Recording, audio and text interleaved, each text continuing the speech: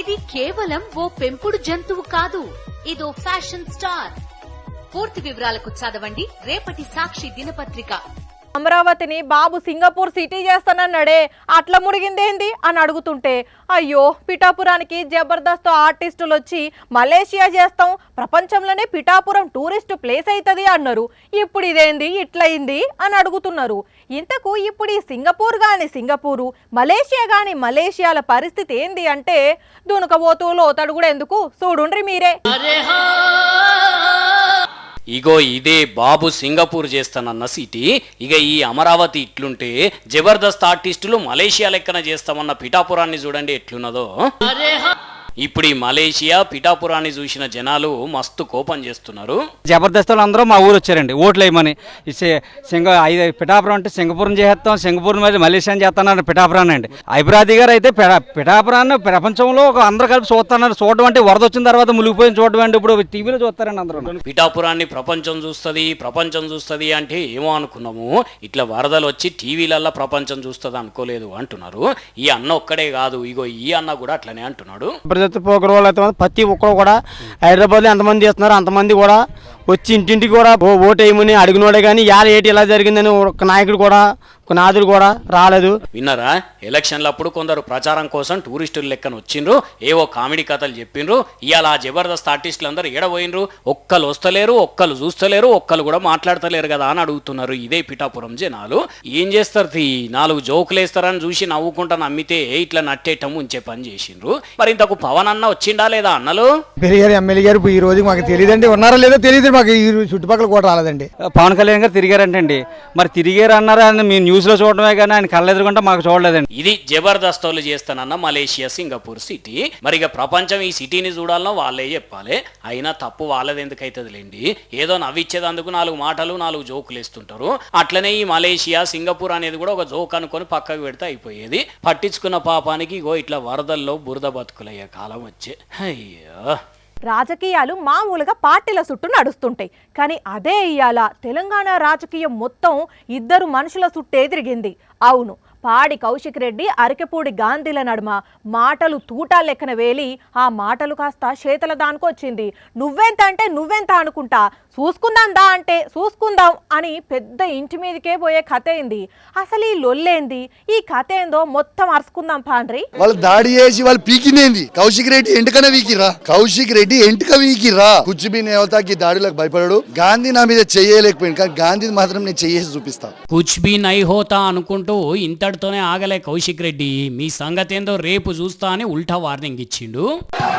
రేపు వస్తా, నీ ఇంటికి రేపు వస్తా, మీ సంగతి చూస్తా.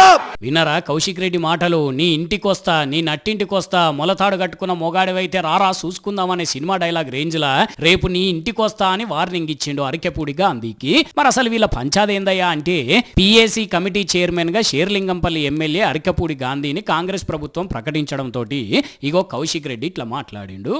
మరి బీఆర్ఎస్ పార్టీలో మీరు ఉన్నప్పుడు నేను కూడా మీ సహచర ఎమ్మెల్యేనే కదా, మీ ఇంటికి వస్తా అని చెప్తున్నప్పుడు మీకు ఎందుకంత భయం అవుతుందని నేను అడుగుతాను. ఇక కౌశిక్ రెడ్డి ఇట్లా మాట్లాడుతోటి అరకపూడి గాంధీ గట్టిగానే అరుచుకున్నాడు. కౌశిక్ రెడ్డి నా ఇంటికి వచ్చాడు కాదు, నేనే ఆయన ఇంటికి పోతా అని అన్నాడు. దుర్మార్గుడితో జెండా ఎగరేయించుకునే దుస్థితిలో నేనున్నాను. నా టైం కాగానే బయలుదేరుతా. మీరు అడ్డు వచ్చినా, పోలీస్ అడ్డు వచ్చినా, ఎవరడ్డు వచ్చినా ఆగను. ఇక ఈయనింటికి పోతా అని ఆయన ఇంటికి పోతా అని ఈయనే ఇద్దరు సవాళ్ళు ఇసురుకునేసరికి కౌశిక్ రెడ్డిని బయటికి వెళ్ళనీయకుండా పోలీసులు కావాలన్నారు. ఇక అన్నట్టే అదే టైంకు అరకపూడి గాంధీ కౌశిక్ రెడ్డి ఇంటికి బయలునే వెళ్ళిండు.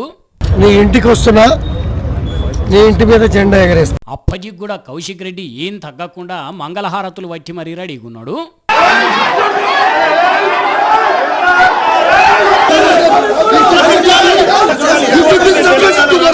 ఇక కౌశిక్ రెడ్డి ఇంటికి పోయిన అరికపూడి గాంధీ ఆయన అనుచరులు కౌశిక్ రెడ్డి ఇంటి అద్దాలు పలగొట్టిరు. కారద్దాలు కూడా పలిగినాయట, టమాటాలు గుడ్లు ఇస్త్రీనరట. కౌశిక్ రెడ్డి ఇంటి ఆమె పూల తొట్లు మీదికెళ్ళి దోషేసింది, అందుకే మా వాళ్ళు కోపం చేసిండ్రు అని అరికపూడి గాంధీ నవ్వట్టిండు. మొత్తానికి శానసేపే రచ్చ రచ్చ అయింది. వీడు బాత్రూమ్ లోకి వెళ్ళి ఇతర పార్టీలకు చెప్పే కోవట్టు వీడు. ఇక ఈ లొల్లి మీద బీఆర్ఎస్ నేతలు కూడా కోపం చేస్తున్నారు. మరిగా ఇడిచిపెట్ట, రేపు నీ అంతు చూస్తా అని కౌశిక్ రెడ్డి అన్నాడు కాబట్టి ఇంకా రేపెంత లొల్లి ఉంటుందో. రేపు వస్తా, నీ ఇంటికి రేపు వస్తా, మీ సంగతి చూస్తా. వీళ్ళ రాజకీయాలు చేయబట్టి పాపం ఒట్టిగా పోలీసులు నలిగిపోతున్నారు నడిమిట్ల పాపం. సాంప్రదాయిని సుప్పిని శుద్ధ పూసిని. ఇప్పుడు ఈ బీజిఎం కరెక్ట్గా అచ్చుగుద్దినట్టు నటి హేమకే సరిపోతుంది అనిపిస్తున్నది. ఎందుకంటే మేడం చేసిన పనులకు, మేడం చెప్పే మాటలకు ఒకదానికొకటి అస్సలకే సంబంధం ఉంటలేదు. నిజముల్లా బెంగుళూరులో జరిగిన రేవు పార్టీ సాక్షిగా మొదటి నుంచి కూడా హేమ ఏదో ఒక దాంట్లో బుక్ అవ్వకుండానే వస్తున్నదంటే ఇప్పుడు మళ్ళా అడ్డంగా బుక్ అయింది. మొత్తం నా హెయిర్, నైల్స్, బ్లడ్ అన్ని చేయించుకున్నా. సో దీంట్లో నాకు నెగిటివ్ రిపోర్ట్ వచ్చింది. నేను సాంప్రదాయిని సుప్పిని శుద్ధపూసిని అన్నట్టు ఇంత మంచిగా నేను ఎటువంటి డ్రగ్స్ తీసుకోలేదు. నా జుట్టు, నా గోళ్ళు, నా రక్తం అన్ని కూడా టెస్ట్ చేయించుకున్నా, నాకు నెగిటివే వచ్చింది అని చెప్పిందా హేమక్క. ఇంకేమున్నది, ఇప్పుడు బెంగళూరు రేవ్ పార్టీ మీద ఛార్జ్ షీట్ దాఖలు చేసినా అక్కడి పోలీసులు హేమ డ్రగ్స్ తీసుకున్నదని అందులో రాసిండ్రట. నేనా ఫస్ట్ అసలు రేవ్ పార్టీలు ఉన్నది నేను గానే కాదు అన్నది. ఆ టెంక తెలిసిపోయింది. ఆ తర్వాత ఇంట్లో బిర్యానీ అండుకుంటే వీడియో పెట్టింది. అటెంకా అది పాత వీడియో అన్నది తెలిసిపోయింది. ఇప్పుడు నేను టెస్టులు చేసుకున్నా నెగిటివ్ వచ్చింది అన్నది. అయినా మళ్ళీ ఇట్లా డ్రగ్స్ తీసుకున్నట్టు తేలేసరికి సాంప్రదాయిని అనే బీజిఎం ను సన్నా యూదినట్టు ఉదుతున్నారు జనాలు. ఇదంతా చూస్తుంటే హేమక్క ఒకటి కవర్ చేయబోయి ఓ కాడ దొరుక్కుంటూ వస్తున్నట్టే ఉన్నది. అందుకే ఇంత దూరం రావచ్చు కథ.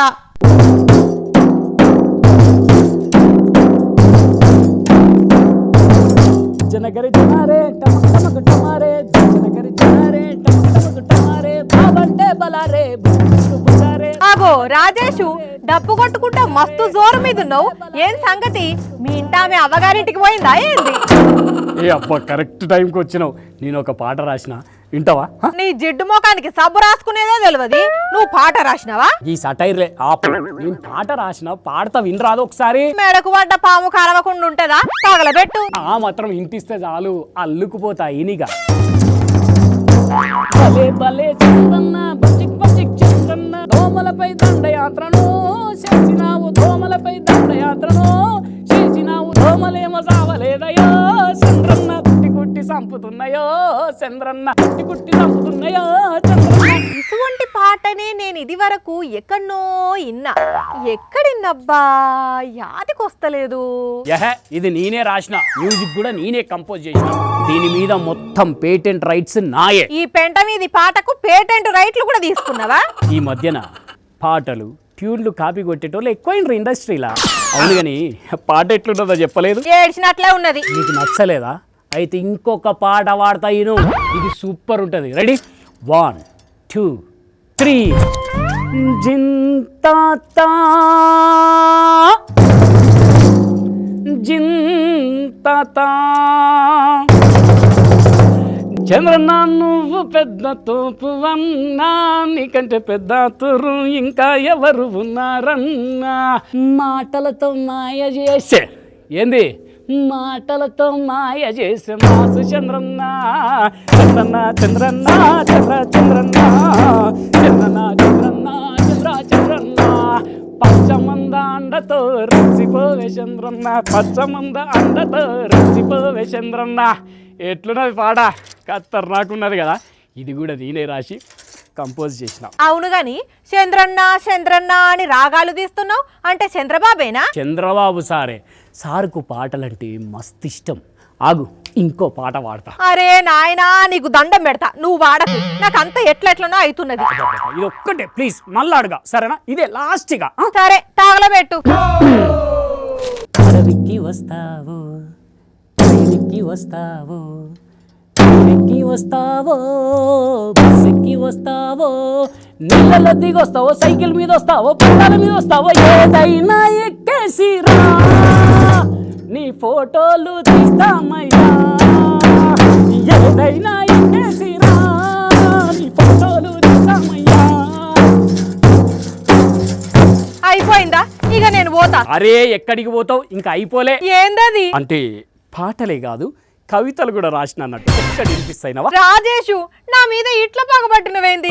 నాతోని కాదు, నేను పోతా. నాకు అంత చక్కెర వచ్చినట్లయితుంది. మై డియర్ బాబు, కమాన్ కమాన్ బాబు, ఖాళీగా ఉంది మా జేబు, రాలేదింకా జాబు, అడిగితే ఎందుకంత రుబాబు, లేదు మీ దగ్గర జవాబు. బాబు ఓ బాబు, మై డియర్ బాబు, కమాన్ కమాన్ బాబు. ఎట్లున్నది కవిత? అదిరిపోయింది కదా. గాడిద సంగీతానికి ఒంటె ఆశ్చర్యపోతే ఒంటె అందం చూసి గాడిద మూసపోయిందట. అట్లనే ఉన్నది. దట్ ఈస్ మై సత్తా, దట్ ఈస్ మై టాలెంట్. సరే గాని ఇప్పటికిప్పుడు ఈ పాటల ప్రోగ్రామ్ ఏందన్నట్లు ఏదన్నా టీవీ రియాలిటీ షోలో వాడేటందుకు ప్రాక్టీస్ చేస్తున్నావా ఎట్లా? రియాలిటీ షో కాదు, రియల్ ఎస్టేట్ కాదు. చంద్రబాబు సార్కు పాటలంటే మస్తు ఇష్టం. అందుకే ఆయన ఎక్కడికి పోయినా అక్కడ ఎవరో ఒకరు సార్ని ఒగురు కూడా పాటలు పాడుతున్నారు, కవితలు వినిపిస్తున్నారు. చంద్రుడమా చంద్రుడా నిరంతరం రావాలి, నీ వెన్నెల పాలనతో కాంతిని నింపావు. చంద్రన్నొచ్చాడు, మన బాధల్ని చూశాడు, గుంపుల్ని కలిపాడు, మాతో సంఘాలు చేశాడు. విన్నావా? నేను కూడా సార్ మీద పాటలు కవితలు రాసింది, అందుకు తీసుకుపోయి సార్ ముందు వాడితే మస్తు ఖుషి అవుతాడులే. అదంతా భజన బృంద ప్రోగ్రామ్ కింద అట్లా పాటలు వాడి కవితలు వినిపించి సారుకు ఎలివేషన్లు ఇస్తారు. నువ్వు కూడా వాళ్ళలో చేరినవా? నీకేం పుట్టింది పాటలు రాయాలని? నీకు అంత ఉంటే సినిమా పాటలు రాయి. సినిమాలంటే యాదికొచ్చింది, ఒక సినిమా పాట కూడా రాసిన. నెత్తి గొరిగిస్తా ఇంకోసారి పాట రాసినా కవిత రాసినా అని చెప్తే. నడు అక్కడి నుంచి. కోతికి కొబ్బరికాయ దొరికినట్లు సంకక కంజర్ ఒకటి మళ్ళా చెల్లాడు. కళాకారులను ఎంకరేజ్ చేస్తుడు తెలవని నువ్వు కోతి మొక్కం దానికి. నేను కాదు, నేను మంచిగా పాటలు పాడుకుంటూ పోతా.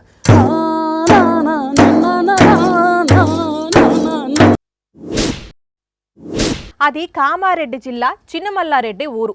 పొద్దుగాలనే ఆ ఊరి పిల్లలంతా బడికిపోయినరు. పంతుళ్ళు మేడాలు కూడా పాఠాలు చెప్పేటందుకు వచ్చిండ్రు. కానీ పిల్లలకు పాఠాలు జరగలేదు, పంతుళ్ళు పాఠాలు చెప్పలేదు. అట్లని పిల్లలు పాఠాలు మాకొద్దు అని ఏం చెప్పలేదు, సార్లు కూడా మేము చెప్పాం అని అనలేదు. కాకపోతే స్కూల్లో మొత్తం గందరగోళం అయ్యింది. అరే అదేనంజలి, ఏమైంది అంటే సీదా వాచ్ ది స్టోరీ. ఈ స్కూల్ బిల్డింగ్ కడితే ఈ సమయత్తు కూడా బిల్లులు రాలేదు. పిల్లలు మాత్రం మంచిగా బడికొస్తున్నారు, పాఠాలు వింటున్నారు. అప్పు తెచ్చి బిల్డింగులు కట్టిన నేను ఇంకెన్ని రోజులు తిప్పలు పడాలని క్లాసుల కుర్చీలు బెంచీలు బయటేసి తాళం వేసి పంచాదికి దిగిండు. ఇగో ఈ బిల్డింగులు కట్టిన కాంట్రాక్టర్.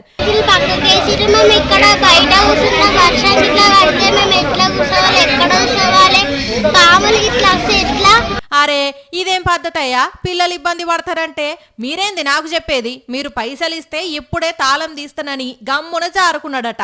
పాపం చూడుండ్రి చెల్లెళ్ళు ఎట్లా బాధపడుతున్నారో. కరెక్టే, ఇంతమంది పిల్లలు చెట్ల కింద కూసుంటే పాములు గిట్లా బయటికెళ్తే పరిస్థితి ఏంది? అయినా కాంట్రాక్టర్ గారు నువ్వేం కాంట్రాక్టర్వ్యా? బిల్లులు రాకుంటే ఎమ్మెల్యే దగ్గరకో మంత్రి దగ్గరికో లేకుంటే సీఎం దగ్గరకో పోవాలి గాని చదువుకునే పిల్లల చదువును ఆగం పట్టించుడేంది? కలెక్టర్కు విషయం తెలిసి తాళం దీయించిండట. కానీ అయ్యలు నిజామాబాద్ జిల్లా ఎమ్మెల్యేలు కొత్తగా కాంగ్రెస్లో చేరిన పోచారం గారు జర ఈ పిల్లలకు తిప్పల లేకుండా చూడుండ్రి సారు, బిల్డింగులకు పైసలు ఇయ్యలేదని పాపం వీళ్ళ క్లాసులకు తాళం వేసుడేంది సారు? దీన్ని బట్టి చూస్తే కాంట్రాక్టర్లకు ఇంకా బిల్లులు క్లియర్ కాలేదన్నట్టే కొడుతున్నది. కొందరు ఫ్యాన్స్ వాళ్ళ అభిమాన హీరోల కోసం ఎంతకైనా తెగిస్తారు. ఆ హీరోల సినిమాలు రిలీజ్ అయినప్పుడైతే టాకీస్ల ముందు కటౌట్లు పెట్టి ఫ్లెక్సీలు కట్టి మస్తు హల్చల్ చేస్తారు. సినిమా ఫస్ట్ డే నాడు మార్నింగ్ షో చూడందే మనసు నిమ్మల ఉండదు వాళ్లకు. అయితే తన అభిమాన హీరో సినిమా చూసేంత వరకన్నా తనను బతికియండి సార్ అని ఒక అభిమాని డాక్టర్లను బతిమిలాడుతున్నాడు. గుండెను పిండేసే స్టోరీ ఇది. ఈ ఫోటోలో ఉన్న అబ్బాయి పేరు కౌశిక్. డిగ్రీ సెకండ్ ఇయర్ చదువుతున్నాడు. బాగా చదువుకొని లైఫ్ లో సెటిల్ అయిదాం అనుకున్నాడు. కానీ ఉరుములేని పిడుగు లెక్క పెద్ద షాక్ తగిలింది. ఒకరోజు పానం బాగలేకపోతే కౌశిక్ ను హాస్పిటల్ కు తీసుకుపోయిండ్లు తల్లిదండ్రులు. అక్కడ అన్ని టెస్టులు చేసి మీ కొడుకుకు బ్లడ్ క్యాన్సర్ ఉన్నది అని డాక్టర్లు చెప్పేవరకల్లా పాపం తల్లిదండ్రుల గుండె పగిలినంత పనైంది. తండ్రి టీటీడీల కాంట్రాక్టు డ్రైవరు. అప్పటికే 5 లక్షల దాకా ఖర్చు అయిపోయినాయి. ట్రీట్మెంట్ చేయాలంటే 60 లక్షలు ఖర్చు అవుతుందట. ఎవరిస్తారు? డాక్టర్లేమో లేటు చేయొద్దు, ఎక్కువ టైం లేదు అని చెప్పిండ్లు. ఇదంతా చూసి ఇక నేను ఎట్లనన్న బతకను. మా హీరో జూనియర్ ఎన్టీఆర్ కొత్త సినిమా దేవరా ఈ నెల 27వ తారీఖున రిలీజ్ అవుతున్నది. కనీసం అది చూసేదాకనన్నా నన్ను బతికియండి సార్ అని డాక్టర్లను రిక్వెస్ట్ చేసిండని కొడుకు గురించి చెప్పుకుంటా కండ్ల నీళ్లు పెట్టుకున్నారు తల్లిదండ్రులు. అబ్బాయి జూనియర్ ఎన్టీఆర్ ఫ్యాన్ సార్. అబ్బాయి ఒక్కటే చెప్పండి, నన్ను అట్లీస్ట్ 27వ తేదీ వరకైనా బ్రతికించండి అని చెప్పాడు సార్. చాలా బాధ అనిపించింది ఆ మాటలు.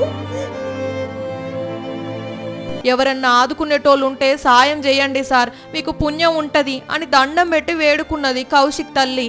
గవర్నమెంటే ముందుకొచ్చి ఆదుకోవాలి అని అంటున్నారు. ఈ కౌశిక్ వార్త తెలిసినోళ్ళు ఎట్లనన్నా కౌశిక్ బతకాలి అని మనం కూడా కోరుకుందాం. తినే అన్నంలో పురుగులు వస్తున్నాయని ఓ గురుకుల హాస్టల్ల పిల్లలు ధర్నా చేసిండ్రు. ఇంకో కాడ హాస్టళ్లకు పాములు వస్తున్నాయి అని ధర్నా చేసిండ్రు.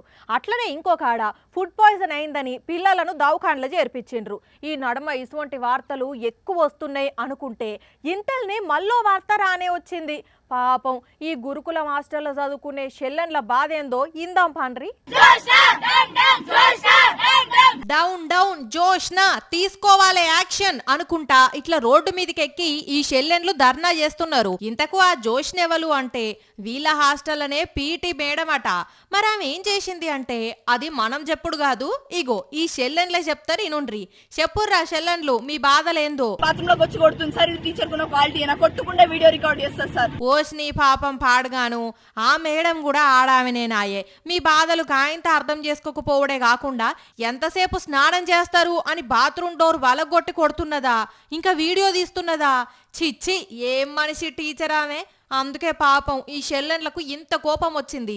ఎన్ని రోజులు ఆయనో ఓపిక పట్టవట్టి అందుకే ఇట్లా రోడ్డెక్కిండ్రు. పోలీసులు వచ్చి నచ్చ చెప్పినా వినకుండా ఇప్పుడు ఆ పీటీ మేడాన్ని ఈడికి విలువాలి, మా ముంగట్నే అడగాలి, చర్యలు తీసుకోవాలి.